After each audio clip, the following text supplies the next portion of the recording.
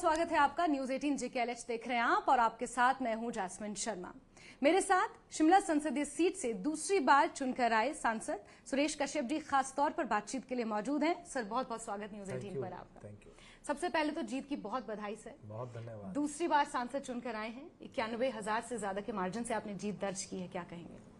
मैं धन्यवाद करता हूं अपने क्षेत्र की जनता का, जिनका भरपूर आशीर्वाद मुझे मिला और 91,451 वोटों से सीट को हमने जीता। पूरा सरकारी अमला, पूरी सरकार, कई मंत्री, मुख्यमंत्री, CPS, चेयरमैन, वाइस चेयरमैन सभी लोग लगे रहे। पूरी कोशिश की, हर प्रकार के हथकंडे अपनाए, धन बल और डराना धमकाना, हर प्रकार का प्रयास किया गया, लेकिन कार्यकर्ता लास्टली जीते और भारतीय जनता पार्टी ने जीत हासिल की और एक अच्छी जीत हासिल की। हमारा केंद्रीय नेतृत्व, प्रदेश का नेतृत्व, माननीय मोदी जी, माननीय नड्डा जी, डॉक्टर बिंदल जी, जयराम ठाकुर जी, और जिस प्रकार से हमारे सभी लोगों ने मेहनत की, नेताओं का आशीर्वाद मिला और कार्यकर्ताओं की मेहनत, उसका नतीजा रहा कि शिमला सीट जिसको कांग्रेस कह रही थी कि उसको तो हम जीतेंगे, भारतीय जनता पार्टी ने सीट को लगातार चौथी बार जीता।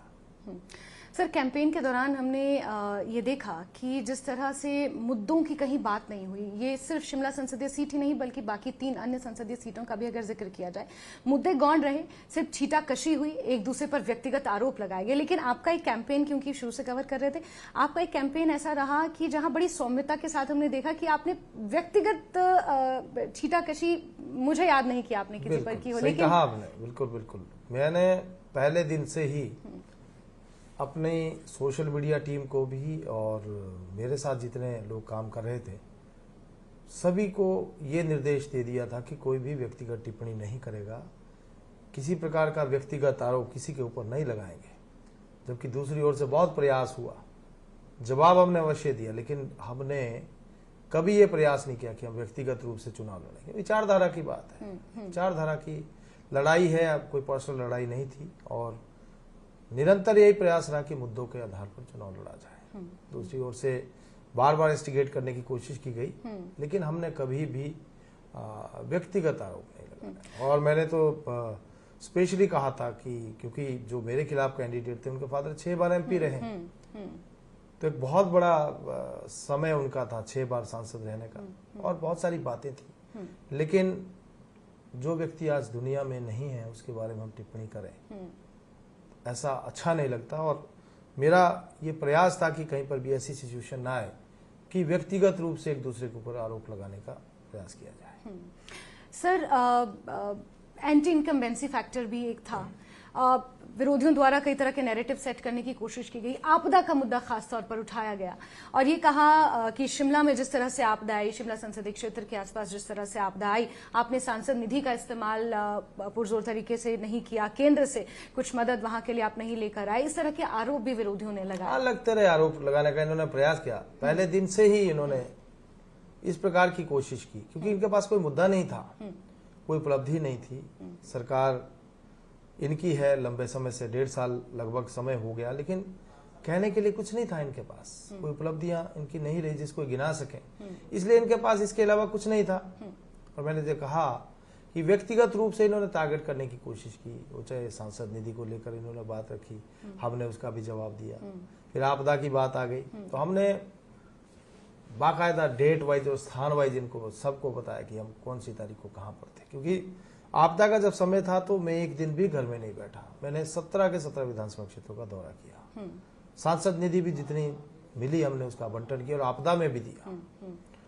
केंद्र से भी हमने मदद मांगी, केंद्र ने भी भरपूर सहयोग किया।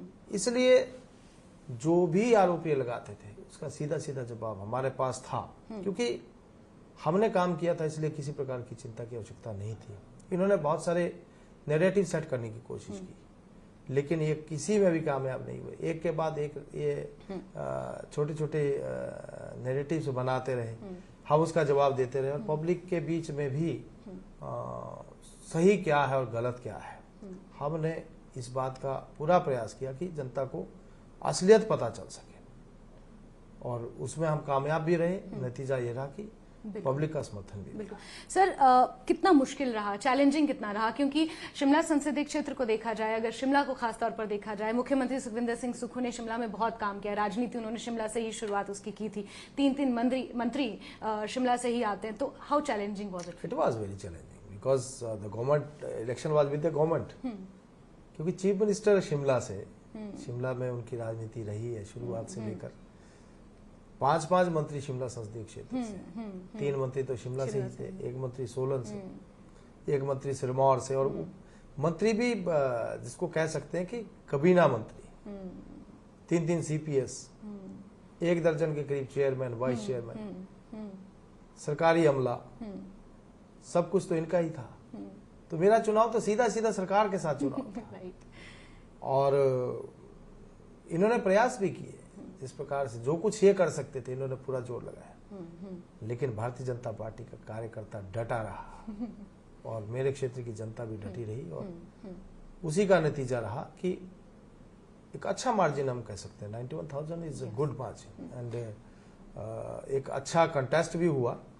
ये लोग बहुत आशान्वित थे शिमला सीट को लेकर, लेकिन मैं आपको बताना चाहूंगा कि कसौली विधानसभा क्षेत्र जहां से इनके कैंडिडेट थे, वहां पर भी हमने 3660 वोटों की लीड हासिल की, और जिला सोलन से अब 50,000 हम जीते। शिमला में भी लीड रही और सोलन में भी लीड रही, 17 में से 15 सिरमौर में भी लीड रही, 17 में से 15 विधानसभा क्षेत्रों में हमने लीड हासिल की, और 2 विधानसभा क्षेत्र जहां लीड नहीं आई वहां पर भी हमने गेन किया है। अगर हम देखें तो 2022 के मुकाबले देखें तो हमारा परसेंटेज बढ़ा है। तो कुल मिलाकर जो है 17 के 17 विधानसभा क्षेत्रों में हमको अच्छा समर्थन मिला। सर, बतौर सांसद तो हम आपको देखते आए हैं, पिछला टर्म भी आपका था, इतनी मेहनत आपने की, चैलेंजिंग आप कह रहे हैं कि था, उसके बावजूद भी एक अच्छी लीड से आप जीते हैं। मोदी मंत्रिमंडल में क्या हम एक्सपेक्ट कर सकते हैं कि आपको देखेंगे? देखिए, तो केंद्रीय नेतृत्व का प्रोरोगेटिव है, और वो तो शीर्ष नेतृत्व डिसाइड करता है। पार्टी ने जो आदेश किया है आज तक, हमने उसको निभाने की पूरी कोशिश की, और मैं तो आभारी हूं कि मैं विधायक था। पहले बात तो ये था कि भारतीय जनता पार्टी ने मुझे विधायक का टिकट दिया, विधायक बनाया, फिर सांसद भी बना दिया, फिर प्रदेश अध्यक्ष भी बना दिया। तो मैं तो आभारी हूं, और जो भी जिम्मेदारी पार्टी के द्वारा सौंपी गई है, हमने प्रयास किया कि उसको बखूबी निभाएं, और भविष्य में भी हमारा यही प्रयास रहेगा, चाहे वो संगठन की बात हो या सरकार की बात हो। जिस भी जिम्मेदारी के लिए उचित हमको समझा जाएगा, हम बखूबी उसमें अपना 100% देने की कोशिश करेंगे। सर, दूसरी बार शिमला संसदीय क्षेत्र की जनता ने आपको मौका दिया है, तो जाहिर सी बात है उनकी उम्मीदें भी बहुत ज्यादा होंगी, एक्सपेक्टेशंस भी आपसे ज्यादा होंगी। क्या प्राथमिकताएं रहेंगी, और किस तरह से शिमला संसदीय क्षेत्र में काम हो, विकास के तौर पर आगे बढ़े, उसके लिए क्या आपकी कोशिश? हमने प्राथमिकताओं को लेकर ये प्रयास किया है कि पहली बात तो यह है कि जो भी जनता की प्राथमिकताएं होंगी वही मेरी प्राथमिकता होगी, और तीनों जिला के लिए हम कोशिश करेंगे, चाहे वो हमारे युवा हैं, चाहे महिला हैं, हमारे किसान हैं, या हमारे बागवान, क्योंकि हमारे यहाँ तो बागवान भी हैं, और अपने क्षेत्र की जनता के लिए जो भी करने की आवश्यकता होगी, जैसी जैसी भी डिमांड्स जनता की होगी, हमारा ये प्रयास रहेगा। हमने वैसे एक विजन डॉक्यूमेंट कह सकते हैं या कुछ प्राथमिकताएं उसमें भी दी हैं, और मेरा ये प्रयास रहेगा कि पहले दिन से ही उनके ऊपर मैं काम करूं, ताकि उनको हम पूरा कर सकें, और मेरा संसदीय क्षेत्र जो आने वाले समय में और ज्यादा आगे बढ़ सके। सर, एक चीज और, क्योंकि विधानसभा के भी 6 जगह उपचुनाव हुए थे, भाजपा की तरफ से बार बार ये कहा जा रहा था कि 1 जून को जहां केंद्र में मोदी की सरकार बनेगी, प्रदेश में भाजपा की सरकार बनेगी, लेकिन कहीं वहां चूक गए, थोड़ा सा डगमगा गया। इसको लेकर आरोप लग रहे हैं कि ऑपरेशन लोटस सक्सेसफुल नहीं हुआ, ये कांग्रेस कह रही है। नहीं, ऐसा नहीं है। देखिए, कांग्रेस के पहले 40 विधायक थे, आज उनके 38 रह गए, हमारे 25 थे, हम 27 पे पहुंच गए। नुकसान तो कांग्रेस का ही हुआ ना। मतलब उम्मीद अभी भी है आपको? निश्चित रूप से। उनके 6 में से 2 सीटें हमने छीन ली हैं, और दूसरी बात यह है कि अभी 3 उपचुनाव जो कांग्रेस पार्टी ने जिनको लटकाने का काम किया, और निश्चित रूप से तीनों भारतीय जनता पार्टी जीतेगी। जहां तक सरकार को खतरे की बात है, तो वो टला नहीं है अभी तो ये केवल अपनी 4 सीटें बचा पाए, 2 तो लूज कर गए। और दूसरी बात, 68 विधानसभा क्षेत्रों में भारतीय जनता पार्टी ने जीत हासिल की।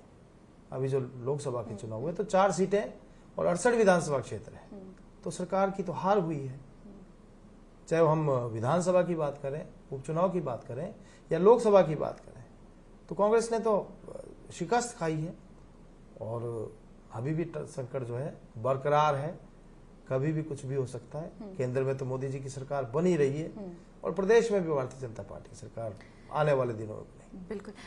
साथ ही सर, जिस तरह से कंगना रनौत पहली बार जीत दर्ज करके आई, लेकिन एक बड़ा अनफॉर्चुनेट इंसिडेंट उनके साथ चंडीगढ़ एयरपोर्ट पर हाल ही में हुआ, उसको लेकर आपका क्या टेक है? क्या देखिए, बड़ा अनफॉर्चुनेट रहा और मैं इतना ही कह सकता हूं कि ऐसे इंसिडेंट जो है भविष्य में ना हो और इस प्रकार की घटनाएं ना हो, उसके लिए प्रयास किए जाने चाहिए, क्योंकि काफी दुखद रहा। पहली बार सांसद बनके और पहला ही उनका दिल्ली आने का कार्यक्रम और इस प्रकार की घटना घटी। लेकिन भविष्य में ऐसी पुनरावृत्ति ना हो, ऐसे प्रयास होने चाहिए। सर, एक आखिरी सवाल लेना चाहूंगी। नरेंद्र मोदी तीसरी बार प्रधानमंत्री पद की शपथ लेने जा रहे हैं, कल उसका एक भव्य समारोह होने वाला है और उसको लेकर किस तरह का माहौल यहाँ पर है, हिमाचल के लिए क्या खास, और हिमाचल में किस तरह से माहौल, क्या संदेश यहाँ से निकल कर जाएगा? सबसे पहले तो माननीय प्रधानमंत्री जी को बहुत बहुत बधाई और शुभकामनाएं देना चाहता हूँ। तीसरी बार प्रधानमंत्री बन रहे हैं और जिस प्रकार से पिछले 10 सालों में मोदी जी ने काम किया है, अगले 5 साल भी इसी प्रकार से इस देश को आगे ले जाने के लिए उनका जो विजन है, जो उनकी दूरदर्शिता है, और उसके अनुसार काम होंगे और एक मजबूत सरकार माननीय मोदी जी के नेतृत्व में इस देश को और मजबूत बनाने के लिए और विकसित बनाने के लिए काम करेगी। जहाँ तक हिमाचल प्रदेश की बात है, माननीय मोदी जी का बहुत सहयोग हिमाचल प्रदेश को मिला। हिमाचल को अपना घर मानते हैं और निरंतर हिमाचल प्रदेश में उनका प्रवास भी रहा है। बहुत सारे काम पिछले 10 सालों में किए हैं और मुझे विश्वास है कि अगले 5 सालों में और ज़्यादा बुलंदियों के ऊपर हिमाचल प्रदेश को भी ले जाने का काम माननीय मोदी जी करेंगे, ऐसा मुझे पूर्ण विश्वास है। बाकी मैं फिर से एक बार अपने प्रदेश की जनता का भी आभार प्रकट करता हूँ, जिन्होंने चारों सीटों के ऊपर हमको बहुमत दिया। साथ ही साथ अपने संसदीय क्षेत्र की जनता का विशेष रूप से मैं आभार प्रकट करता हूँ। मीडिया के बंधुओं का भी आभार प्रकट करता हूँ कि उनका भी सहयोग मिला और कर्मचारी बंधुओं का भी सहयोग मिला, अधिकारियों का भी सहयोग मिला, किसान, बागवान, महिलाएं, युवा, सभी वर्ग, सभी जाति धर्म के लोगों ने सहयोग किया। सभी का बहुत बहुत धन्यवाद। और इसी के साथ हमारे साथ बातचीत करने के लिए, अपना महत्वपूर्ण समय ऐसे समय में, ऐसी व्यस्तता भरे समय में हमें देने के लिए आपका बहुत शुक्रिया सर। तो ये थे हमारे साथ संसदीय शिमला संसदीय क्षेत्र से नवनिर्वाचित सांसद माननीय सुरेश कश्यप जी, जिन्होंने खुलकर तमाम मुद्दों पर अपनी बातचीत रखी। वीडियो जर्नलिस्ट चंदन के साथ मैं जैस्मिन शर्मा, न्यूज़ 18।